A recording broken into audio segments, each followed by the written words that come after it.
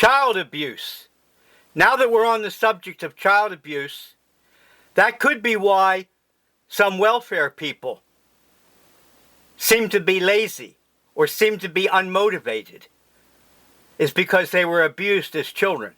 This is not to forgive taking advantage of welfare and the social security net that we have, but it's just an explanation. That's one of the problems with some people. They take a description as a prescription. That was an old 1960s expression. A description is not a prescription. Comprende? Verstehen Sie? Yeah, child abuse. It's not surprising that the country and the world is the way it is, because child abuse is much more prevalent than many people want to admit. You might say they're in denial or denialism. You might say that. Some people would. I say it. But I don't know, because I never did any statistical study on the whole world. That's way out of my control. That's way out of my power. But when I was in the military, and there were a lot of draftees, a lot of subscription, a lot of people who didn't want to be in the military, they would commit vandalism against military property. By law and regulation, I should report them. But if I did, they would vandalize my property, or they would beat me up in some secluded place. And that's the point I want to make. These people who call in and don't use their name are doing a greater disservice to society than the people who defend child abusers and people like that, similar people. Because if you don't have the courage to use your own name, if you're being anonymous, that means that you don't have the conviction to stand up in front of a jury of your peers or in front of a district attorney or a lawyer and give truthful testimony. And don't tell me that many people have not lied. That's what perjury is all about. As a matter of fact, I had a situation, not in regard to child abuse, but in regard to some other complaint, a trivial complaint. It wasn't important, but nevertheless it affected my life. Now that we have computers, cyberspace collects huge amounts of data, and that civil suit went into cyberspace and is now available for everybody to see.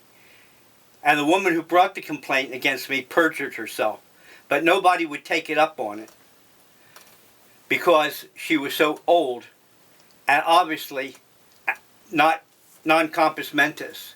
So denialism in our society is very great. Like I said in one of the past videos, and if I live long enough I will say in the future videos, that according to my estimate, my guesstimate, about 30% of the American public are totally insane. They don't have a good grip on reality. They are either neurotic or psychotic in various degrees. Many people are just borderline. That's why I take so many drugs.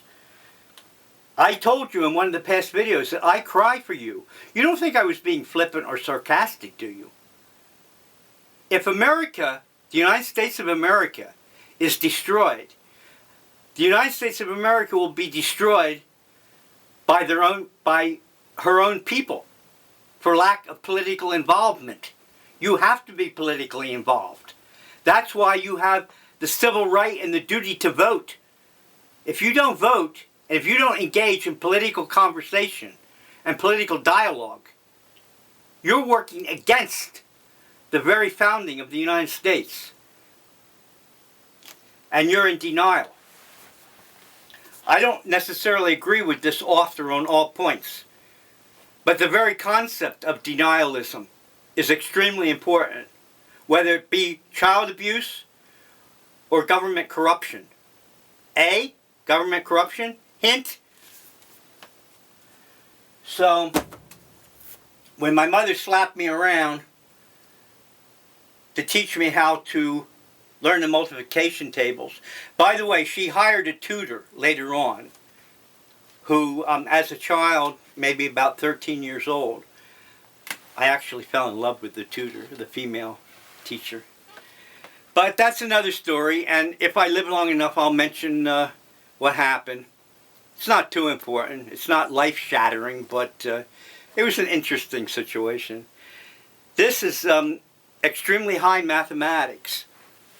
And this is one reason why I'm not keen that I don't follow religion, at least Orthodox religion or fundamentalist religion, is because science in the last 200 years, for the most part, has overthrown religion. And certainly higher mathematics, the more people learn or computer process higher mathematics, the less influence God will have in people's lives. And that goes for the Muslims and the Christians, though I must say that Judaism does not have the generally speaking, anti-intellectualism that fundamental Christianity and fundamental Islam has. This is, I know my voice is rising and I'm starting to talk in a falsetto, but I feel very strongly about this. This is quantum field theory of point particles and string theory, okay? And what this has to do with religion is transparent and obvious if you follow the mathematics. Now, I'm not saying that I understand all these mathematics because, like I said, my mother traumatized me and I was never very keen on mathematics. I never could get the details of most mathematics because I was full of fear of getting slapped or hurt. But the mathematics is extremely important. Field theory. And this will bring you closer to God than many religious texts. Not all religious texts. Like I said, Judaism has a long tradition. Islam has a long tradition of deep philosophical thought. Sophia. As a matter of fact, I want to mention this, and this is extremely important. I was talking to a self-professed Christian, and he scoffed at philosophy. Right? Well, philosophy means the love of wisdom. Philos, meaning love, and Sophia, meaning wisdom. So what was this good self-professing Christian telling me? That he didn't like wisdom? Maybe he didn't read the book of Solomon. I don't know. I can't read minds. Anyway, this is another book on three-dimension, amazing three-dimension, right? And it did have, there they are, the silly 3D glasses, the red and green or red and blue glasses. And I know how silly they look. They look really dumb.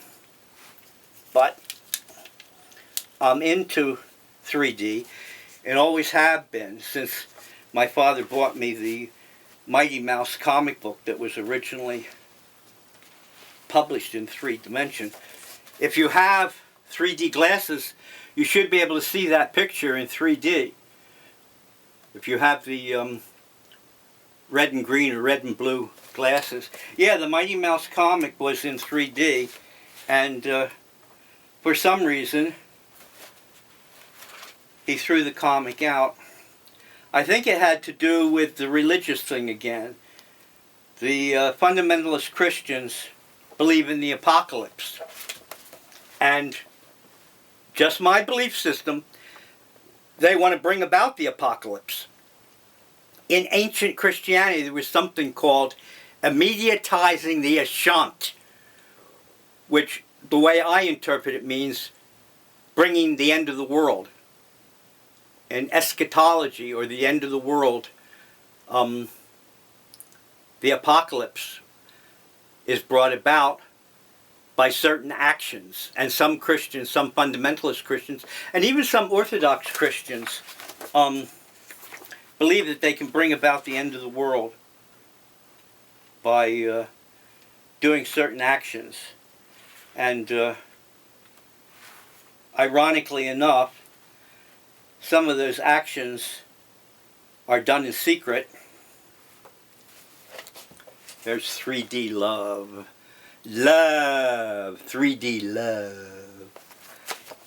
And that gets me to sexuality. Yeah, a lot of that secret has to do with sexual rights, both heterosexual and homosexual rights. They believe, some esoteric or occult belief systems believe they can bring about magical working, or the occult, the esoteric, the arcane, by doing certain sexual rituals, which to me is just plain silly.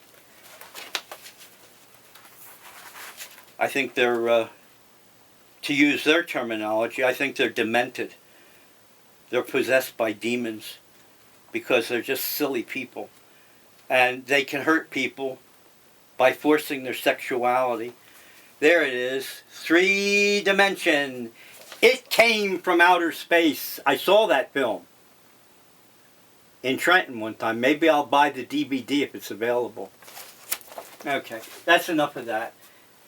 But 3D is important to me. This is, again, the moon in 3D. And I understand the Chinese have 3D images of the moon, which may, if the images are real and truthful, bring about a total change in the way we look at humanity, the way we look at humans, the way we look at religion and God. And by the way, I want to add this one more thing. The way I understand Islam, Islam believes something like God is a force that is throughout the universe and is not anthropomorphic, meaning God is not like a human. That's the way I understand Islam, that God is omnipotent and omnipotent, and goes throughout the universe without form. But Christianity from the very beginning says God is anthropomorphic, that God is an old man that sits in the sky. And there seems to be a duality in Christianity, where at one breath, the good Christian, the Orthodox Christian, the fundamentalist, talks about God as a spirit and a force of love, and then with the other breath, talks about God being a human-type creature that lives in the sky. Now, which is it? Is God a universal force? Or is God a human-like creature that lives in the sky? I don't know. I can't interpret their belief system. That's up to them to interpret their own belief system. And one thing that I wanted to mention, in one of the other videos, I mentioned that trucks on the army base where I was stationed in Germany used to come in with the word I on it, right? The word I. And I said in one of the past or future videos that I means egg in Danish. I don't know if I means Danish. If an egg is I in Danish. E-Y-E. But the truck did have the word E-Y-E-S on it, eyes. And I always thought that was humorous. I went to Denmark, but I didn't talk about eggs. I was more interested in something else. Yeah, I went on to Denmark, Copenhagen, on leave. And so I don't know if eggs are eyes or not, but what we'll do is take a look on the internet. If it comes up, and see what the internet says.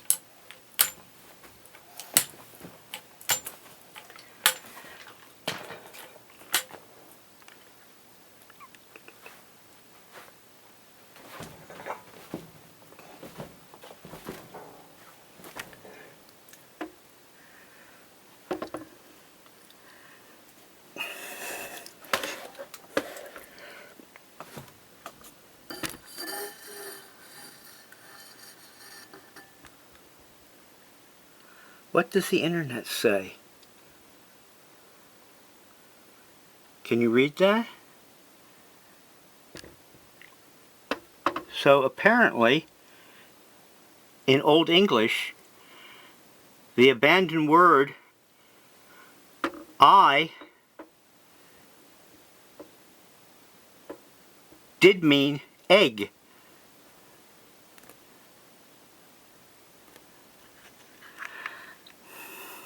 You look it up on the internet if you care and see that the word egg used to be I in Old English. And then sometime in history, the word I, meaning egg, was abandoned for the word that we use today.